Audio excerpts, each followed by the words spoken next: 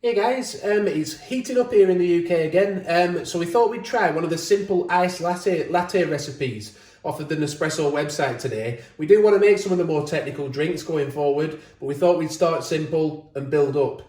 So what we've got 4 ice cubes, and we've got 100ml of milk. So what I'm going to do, I'm going to pour that into the glass. We've already put our ice in there. Now Nespresso said to put the ice in afterwards. Personally, we've just chosen to do it before. We've pre-prepared, as it said on the website, to do 2 shots of Ristretto. So I'm just going to pour that over the top.